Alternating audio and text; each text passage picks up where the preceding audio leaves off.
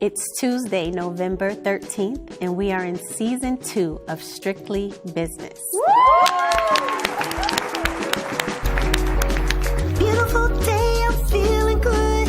Gonna make some moves. No more shoulda, coulda. No time to waste, got nothing to lose.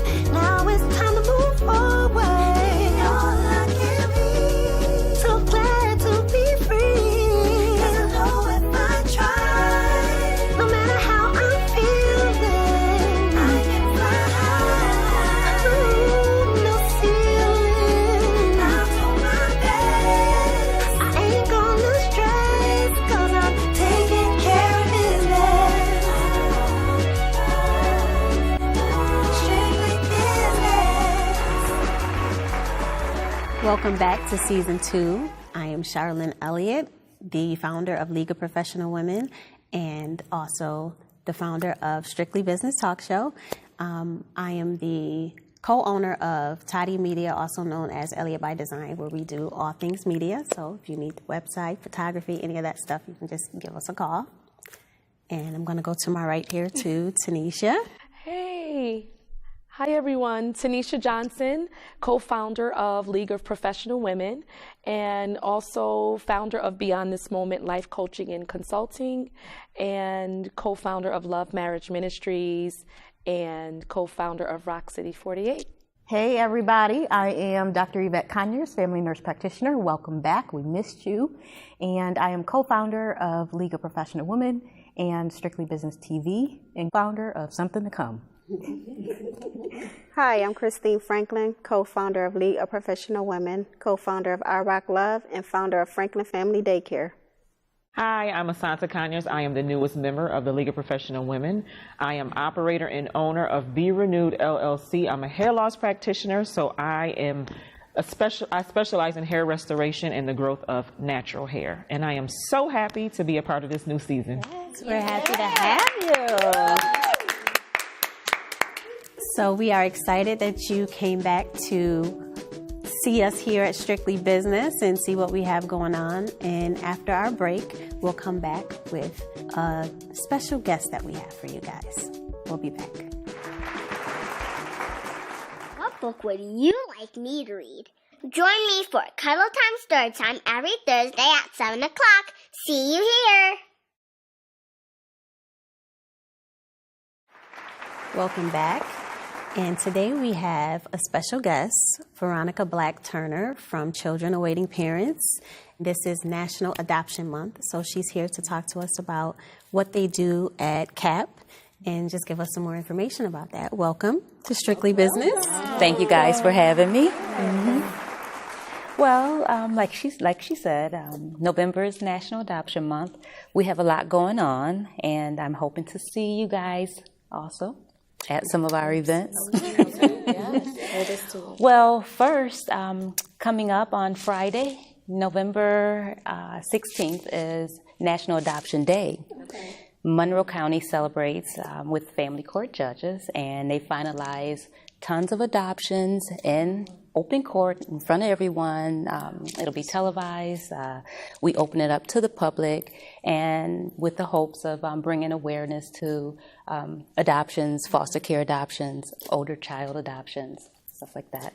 So that is happening November 16th, which is a Friday coming up, and that's at 10 o'clock. We are also having, well, currently the Strong Museum is partnering with us.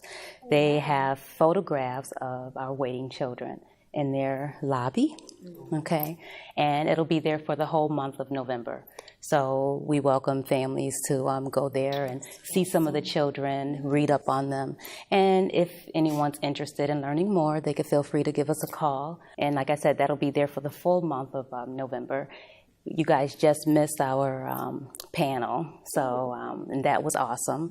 We had a bunch of adoptive families and waiting children sit on a panel at Strong Museum, and it was open to the public, and they were able to speak to their experiences, and the children who are waiting talked about the importance of being adopted, and it was awesome. So that, and then, wait for it. November 27th. We have the author, Christina Baker Klein, coming here. She is the author of The Orphan Train, and that's going to be our annual fundraiser for the year. She is our keynote speaker. It'll be at the Rochester Riverside Convention Center. And again, that's on the 27th, so you guys are more than welcome to join us. And hopefully, we'll bring some awareness to the community on the need for more adoptive parents, and, people will come forward, who are interested in adopting. Now, could you just tell us a little bit of what you do at Children Awaiting Parents? Okay. Well, I am the adoption program supervisor. And I do a lot of the community outreach, presentations, trainings, and some, recruitment. And I've been with the organization now 20 years. And I'm also an adoptive parent. I have 4 amazing boys, 3 of whom I adopted, and 1 birth child. And everyone's well adjusted, and I'm just hoping that I can spread some of what's going on inside me and with you guys and your viewers, and and hopefully we can get some people who are interested in lifting the weight. That's our focus. We have so many children who are waiting in the foster care system for permanent families. We have an informational meeting that is the second and last Tuesday of every month at 6 p.m. at our office. And we are located inside of Village Gate, and that's 274 North Goodman Street. Okay. And also we have a training class that's starting for families who are interested in adopting on the 29th, which is a Thursday, okay? And that's at 6 p.m. So there's a process for families who are interested, so, yeah. Right. So what made you get into adoption? Well, I don't know. Once I started, working there, because I knew nothing about foster care or adoption until I started working there. And I learned about the children in care and, their needs and the reason for being in care. It's heartbreaking, So, and you want to make a difference. You want to, be that change that, that the kids need. And I said, all right, well, my son was 4 at the time. And I said, okay, I don't want him to be an only child. I'll adopt. And I adopted my first son, who is 6 years old.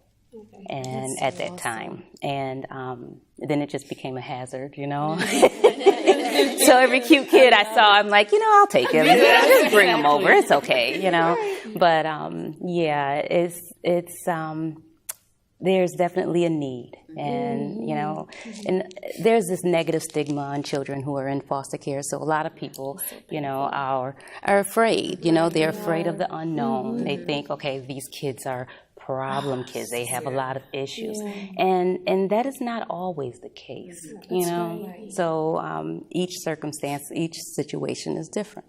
So there's a process, like I said a moment ago, and I believe that if people were educated, if they were educated on that, they knew that the children enter into care for many different reasons, and they enter into care at all different ages, and they're not there because of themselves. Right. They're there because of us as adults. The system, we failed them. We placed them there. They're not there because of anything that they've done, and people are not aware of that. Right. So, but. People are afraid. They're afraid of the unknown, but the thing is, you don't know what you're going to get with your birth child, right? Sure. Absolutely. You think you're, raising the next president, because I thought that. You know what? I still think that. Let me be honest. I still think that. So. I think that's a good analogy. So my question really is, what is it, if you could say one thing about your process, going through the adoption process that surprised you, or something that may bring enlightenment to someone else that might be considering it, what would that be based on what you've experienced, even being on the other side, because you have 20 years with CAP, but now going on the other end in terms of becoming an adoptive parent? What would you say was enlightening for you that you can share with someone that would consider the process? Well, one thing about the process now, Or the journey, I should say. Well, yeah, the whole journey, the process. When I started the process, like I said a moment ago about the negative stigma, I got a lot of negative feedback from people, friends, family, everyone. Because, I was a single mom, so they're thinking, oh, you don't know, those kids. Well, once I went through the process and I did the training, oh my goodness, this training is awesome. I feel like even birth families, should be required to take this training because it helps you to identify your strengths, your weaknesses, what you can and cannot handle. So you're not walking in blind, so there's a difference. There's the difference as foster care, they tend to place children based on the availability of a bed, right? Adoption is different. Adoption, we sit with you. We try to figure out what you can handle, what you can't handle. We go over everything. We read the files with you. We dissect it all, So by the end of that training, I was able to say what I can and cannot handle, right? Gotcha. So I think being honest with yourself, not going based on that cute little picture that you get. Right. You know what I mean? Because you fall in love with those cute pictures. You're like, oh, he got my eyes. Right. That's my smile, everything,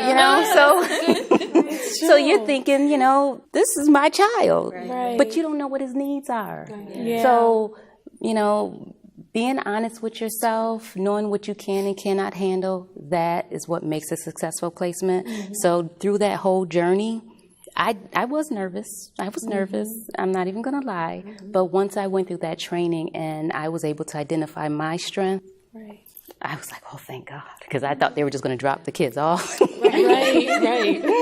But I was able to say, hey, oh, I love this kid, or this kid is too much for me. I'm reading the files. I'm going over it with my worker. So, yeah. And CAP provides this training? Yes, ma'am. We are an adoption agency. So we provide the training. We do the background check. We do the whole process. Families complete the whole process with us. So that's incredible. Yes. And you just received national coverage for something. You want to tell us about that? Yes, we were featured on Home for the Holidays. They actually saw our adoption video. Todd E. Media did an awesome, amazing video. He followed us through our adoption process and family court and interviewed the boys. And it was nice. And it got a lot of coverage on YouTube. And they called us and decided that they wanted to fly the boys and myself down to California. And it was an amazing experience for the boys. And they were able to go to Disney and, so they had a blast. It was quite an experience. So, and it brought a lot of awareness and attention to the need, So. Wow. And we have a clip of the adoption video. Styles, he wanted a brother. And I also wanted to help. I wanted to give back, after learning of the type of children that were in care and their reasons for being in care. I wanted to help. I felt like there was more that I could do than just volunteering. To meet you. You did good work. There we go. And you set an awesome example, too. I started out with the idea of just adopting one child. And now, almost 6 years later, I have 4 boys, and I'm truly blessed. Your names again, Jobert? Where's Jobert again? Jobert's there? Ian is there? Okay, and then the 2 other boys. Others look at me and think, how is she doing it? She must be crazy. It's not always peaches and cream. It's not always easy, but I look at it as He's not going to put anything on me that I cannot handle. There it goes. They want to feel like they're loved. They want to know that if I act up tomorrow, you're still going to be there. Well, congratulations on that. That's awesome. Thank you. So how was the transition between your natural born son and your adoptive son?